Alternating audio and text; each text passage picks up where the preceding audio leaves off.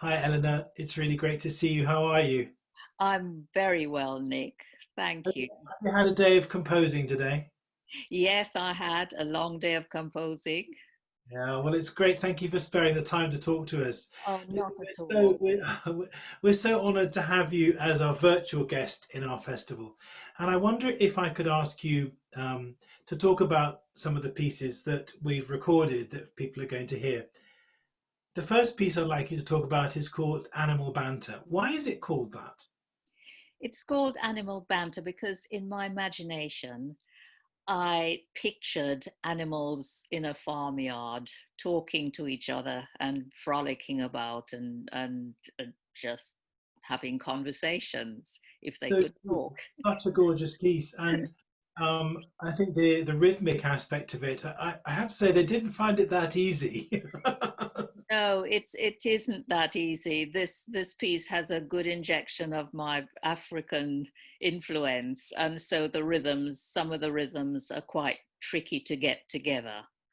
I heard a very interesting clip of you talking yesterday, where you talked about a sort of, I think the word you used was utopian dream of a life before your life. It's like several lives before in Africa, and what that might have been. That it involved work and making music. I was really fascinated by it. Can you tell me a little bit more about that? Is it an actual dream you have, or is it a sort of fantasy, or it's clearly inspires you? I was born and grew up in Jamaica, and I didn't really discover much about Africa until I came to the UK. And I started doing African dance. But some years later, I was asked to write a piece for Black History Month. And I chose a poem by Pushkin. In this poem, he talks about this very thing. Perhaps it's a Russian thing, I don't know. Well, he wasn't This completely idea. Russian, was he? Didn't he have some kind of different genetics? Oh, yes, he had African heritage as well. But he talked about this idyllic situation where you could have leisure, but leisure not in the sense that we might think of it as lying about and not doing anything, but leisure to do work that you love and to create something that means something to you. So a life of peace and tranquility and work. And it started then. I wrote the piece called It's Time many years ago, and that's sort of grown in my imagination. So it pops up every now and again in one or two pieces.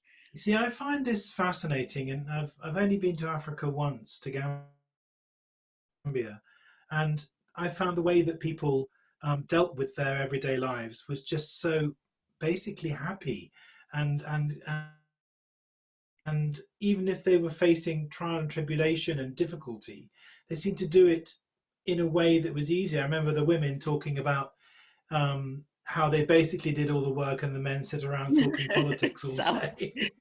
They didn't say it. It sounds right. They didn't say it in a negative way. They just Yeah, said that that's what it was, and their whole approach to the physicality of their lives was yeah, fascinating. And that's just tiny window of my experience in Africa. yeah. But this whole idea fascinates me because, as a musician, I've often had periods of guilt where I thought, maybe I should do something that feels more difficult for a job. I mean, first of all, I'm good at this, and secondly, I absolutely love it, and it's a privilege. And that whole idea of somehow there being an ease about what you do. I mean, it's not that it's not hard work; it is, but at the same time, it set me thinking. And that Pushkin poem, I read it, and I think it's got something very special about it. I agree. Absolutely. But I think we should all be doing jobs that we love in an ideal world.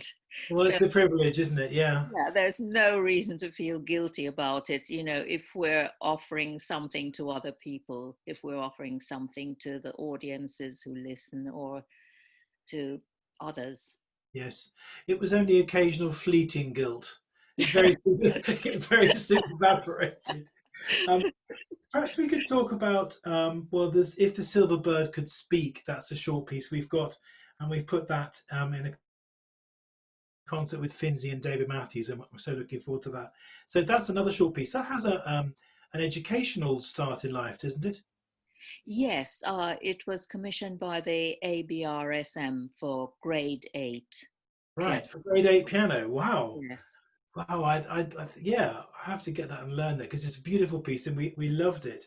And then you've got a short cello piece called Ride Through, yes. and that was so lovely to hear. That it was and in a quite nocturnal concert. It's I mean it's interesting how one put it programming your music. I found that it's always the piece that gives me a shot in the arm in the programs because I found an instinctive necessity to program sometimes quite calm and gentle music, even slightly sad, more sad than I would normally.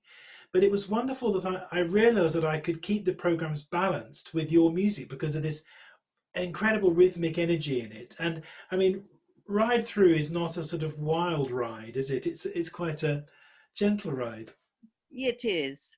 It comes from a Jamaican folk song, which is called "Ride Through the Rocky Road," and it Oh, might be a work song. I'm not sure, but I learnt it when I was growing up in Jamaica.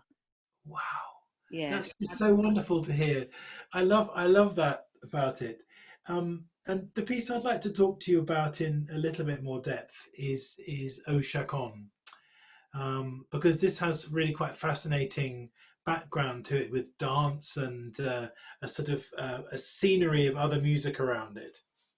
yes. Well, the dance has a long history.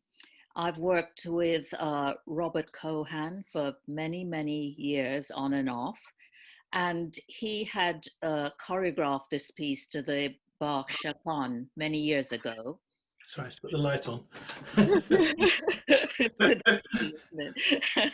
And Mark Chacon to the violin Chacon. to the violin Chacon, and he was revisiting this piece and making something that came before the piece that he had revised slightly, but was repeating. So he wanted me to play the Bach Busoni Chacon this time. And to go with that, he wanted me to write a solo piano piece uh, in front of it. He said, could you improvise something? But I just thought, no way, not when Bach's coming. Uh, I love it when people say you just improvise something. You just go. in performances, so, so I decided to write something more formal. And that was how Oshakhan was born. So this version, the concert version, is very slightly different because there were long gaps in the dance version as Bob's voice was part of that piece. Oh, really? Wow. So there were pauses while he spoke about, lift your arm or bend your knees or whatever. Um, and so I shortened the gaps and did a little bit more revision. And I just took fragments of the Shakan and played around with them, turned them upside down, backwards, all the rest of it, and in a very repetitive way to start with in the piece. And then it slowly, slowly builds up and sounds more and more like Bach. Mm. And there's a big moment, and then we come to a plateau of very still, calm music, which I saw as a preparation for the start of the Bach Chaconne. So that's how it came into being. That's a brilliant description. You just painted it exactly as I heard Katya record it last week. She's quite something, isn't she? We had a chance to for Oh, her to play to you it's in amazing. rehearsal. I Yeah. can't wait to hear all these Uh, performances. we can't wait to give them to you and to the audience.